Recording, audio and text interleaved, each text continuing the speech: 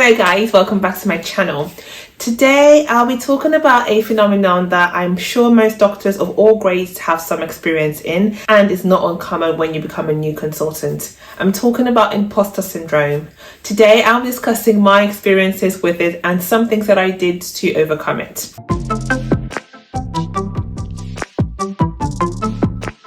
Imposter syndrome is defined as the psychological occurrence in which an individual doubts their skills, talents, or accomplishments and has a persistent internalized fear of being exposed as a fraud, despite external evidence of their competence. Imposter syndrome is very common among doctors, with up to 30% admitting that they have experienced it at one point or another. The incidence is particularly high when moving from one level to another, such as going from being a medical student to an F1, from core training to being a registrar, or from being a registrar to being a consultant. Some signs that you may have imposter syndrome include a failure to accept or internalize your success, a tendency to attribute your success to luck or chance rather than to your own ability, hesitancy to take on new challenges for the fear of failure despite previous successes, and a tendency to recall mistakes over accomplishments. Like many of my colleagues, I had major imposter syndrome. In my previous post, I mentioned the anxiety and the feelings of self-doubt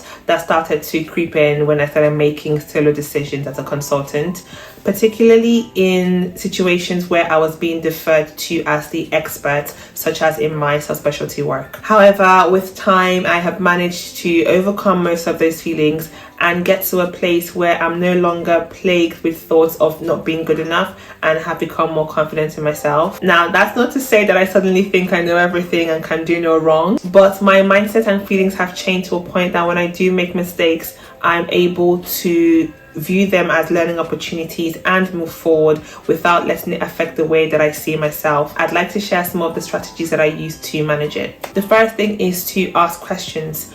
During the first few months, I heavily relied on my trusted registrar colleagues for help. I cannot count the number of times that I've called my friends to ask them about things, to go through cases with them, or to ask general advice. And in those early days, it feels comfortable to ask people that you already know because you feel like you won't be judged by them. However, I would also encourage you to ask your current colleagues wherever you find yourself for help and advice when you need to.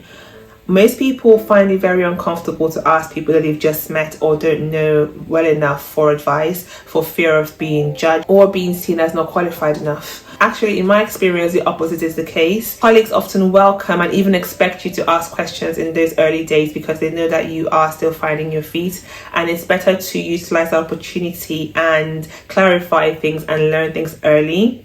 The longer you stay in any role, the more competent people expect you to be, and then it gets harder to ask those seemingly stupid questions that you might have. Now, notice that I've put stupid in quotation marks because the only stupid questions are the ones that are not asked, and it's better to clarify whenever in doubt. I know sometimes it's not always the case, and sometimes senior colleagues can be less understanding. In my experience, most people are usually understanding when you're new at something and still trying to find your feet. Commit to continuous self-improvement. This is one of the major strategies that I use because I realized that the more I knew, the more confident I felt. In my video that I made about being a consultant, I mentioned how much I learned in my first year. I basically carried around with me a tablet, and whenever I came across anything that I was unfamiliar with, I would write it down and make sure that I looked it up as soon as possible. Now, given that my job involves sitting in front of a computer for 80% of the time, it was easy for me to access good old Google, Wikipedia, or Radiopedia. But I also attended a lot of online courses and webinars and even live conferences. I essentially maximized my study budget for the year and then some. Know your limitations. I mention this because when you are experiencing imposter syndrome, there is a huge drive to not come across as being a fraud or incompetent, and this may lead people to take unnecessary risks to avoid admitting ignorance. This is something I'm very mindful of in my practice. and I never pretend to know something that I don't. I'd rather say I'm not sure, let me look into that and I'll get back to you. Or if I'm being asked for an opinion about a scan, for example, and it's not something that I'm familiar with, then I'll say, is it okay if I look at this later and email you with the results? That gives me some time to ask any questions I might have, or to look things up, or just gives me more time to pay attention and look at the scan more in depth before giving an opinion. Number 4 is immersion therapy. Go outside your comfort zone. For me, MDTs are one of my least favorite things to do, and when I became a consultant, they were the things that I was least comfortable doing.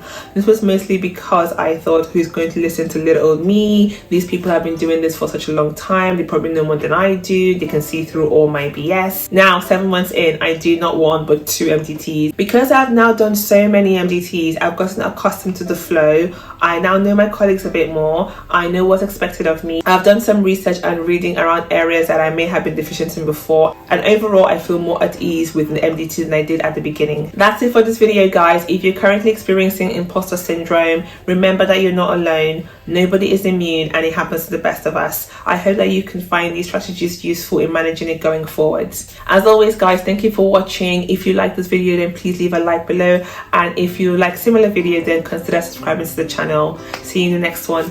Bye.